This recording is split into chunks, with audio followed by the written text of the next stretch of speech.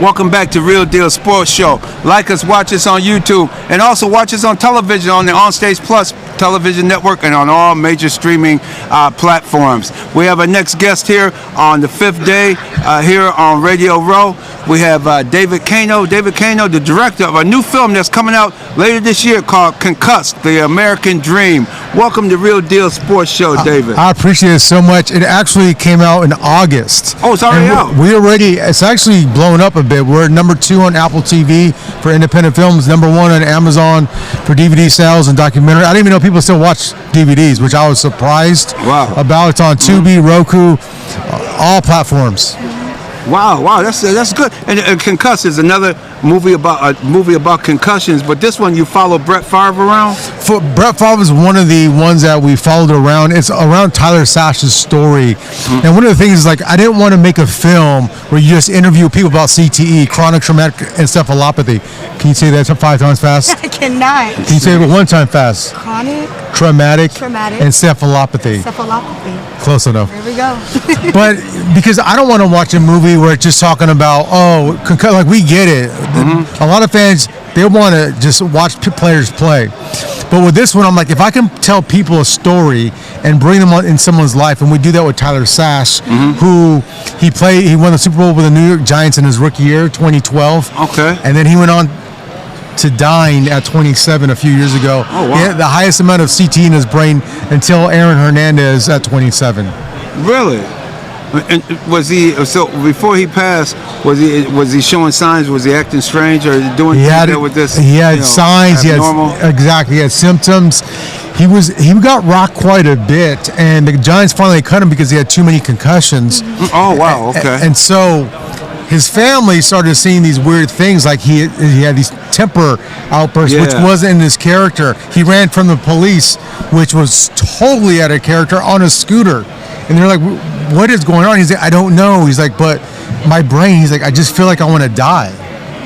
Wow, and that's what a lot of Dave Durst and a lot of those guys that passed away. The San Diego Charger Junior Seau was saying, talking similar talk like that about dying and things like that. Well, Jim McMahon's in my film. He played with Dave Durst. Yeah, that's right. McMahon's in the film. Jim McMahon said, if I had a gun, I would have killed myself. It's in the movie, and I'm like, see, I want people to hear that, so like, wait, I can make a connection. And again, I love football.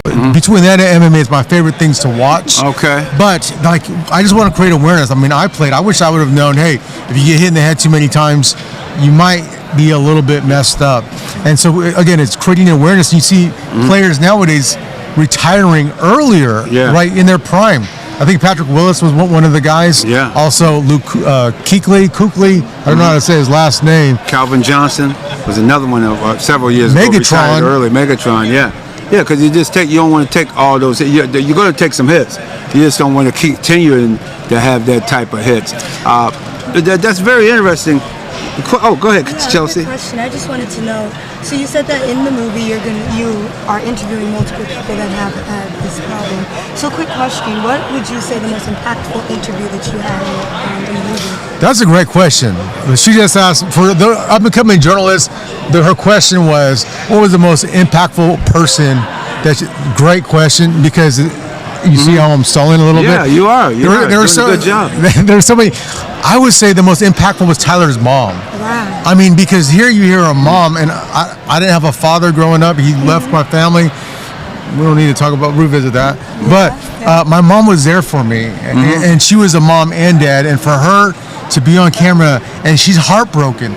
She's like, it basically ripped her all apart. She's like, you don't expect your child to die before you. Right. And she still didn't think it was real. And so every time we had to go back to Oskaloosa, Iowa, this town in the middle of nowhere, and I felt it. Like it was so much so I felt like I knew Tyler, and to this day I think I'm still going to interview him. And I told people I interviewed for the New York Post once the movie came out.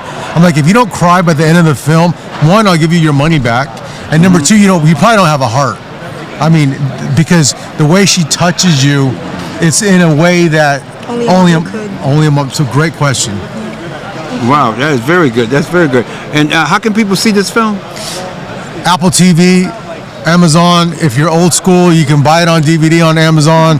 It's on Tubi, Roku. It's on cable TV. It's on a bunch of platforms. On Brett Favre's Twitter, it's pinned. So if you go to just his #1 tweet is the movie, and it has over 2 million views of the trailer alone. Wow. So you hear the stories and the impact it's making, and it's still weird to me when people haven't heard of it. Yeah. Hint, hint. Right, right. Well, I'm gonna go home and I'm gonna watch it. Yes, indeed. You'll go watch it, definitely. Same here. Well, how did it leave you? Well, how did you feel after completing this film? Well, How was your emotions? What was the toll that it might have taken on you after fulfilling this goal? She's good. Yeah. What was it told? That's questions that aren't normally asked, and it gave me a realization of I know what I'm dealing with. Like I played quarterback in college, and even though I'm not Peyton Manning or Jalen Hurts or like the concussions I had, I remember being taken to the children's hospital and doing an MRI on my brain, and they're like, well, just stay away from dark places, don't go to sleep right away. It's like all these things, and so what it takes away with me is like, okay, I know I need to try to mitigate it when the bad things happen in my head. And number two is like I watch these players, and we protect quarterbacks, right? The NFL, they slide, but you see these running backs that they're still getting these head trauma, they're still getting hit in the head, and it's like, and even the offensive linemen. By the way, I got to shout out Nicole Fisher Roberts from the Brain Health Summit, because Lee Steinberg and Nicole, they've done an excellent job. We've actually put them in our film, and they talk about these forms of head trauma in the NFL, and statistics show now with the Guardian cap, which have caught a lot of controversy because some people say they look like clowns, and I get it. It's like you want to see two warriors kind of collide, but at the same time, player safety comes in. But you see some of these guys are still going to have to deal with this for the rest of their lives. I have one last question. Do you think that this movie brings together? I remember that you said that you might not be one of the ups and ups in the NFL, but at the end of the day that you still play quarterback. So do you think that this movie brings together all football players in all different tiers of NFL, college, high school, because everybody deals with this type of fear of having CTE? Look, it's weird because my major is journalism, and I've been interviewed by huge platforms. But the questions you have, and I keep saying this, is it's next level. Because here's the thing with what I know being around NFL players, UFC fighters, pro boxers, is there's different tiers. So I think the NFL they're like a brotherhood. Right. They would look at their college counterparts as like not there. So there's a difference. With head trauma, it's all one. So we actually have 2 films following this on boxing and CTE, MMA and CTE. So I have like Floyd Mayweather's in that, Roy Jones Jr. But really, I want people to be aware of what they're getting into before you do it, right? And then once you know what you're getting into, then you can make the decision if you want to do it or not. And so I think by doing that and making films that aren't boring, that kind of bring you into a story, I think that does that. Excellent. Thank you so much for coming on the show. We really appreciate it. David KANO with the director of Concussed, The American Dream. Check it out. Real Deal Sports Show. Like it. Subscribe to the show on YouTube. Also, the fun starts here. Get that wine. Get ready for the weekend. Enjoy the games. Enjoy that, because the fun starts with Mappy Wines, and also Onstage Plus Television Network on all Onstage Plus television networks on major streaming platforms throughout. And we'll be right back with our next guest.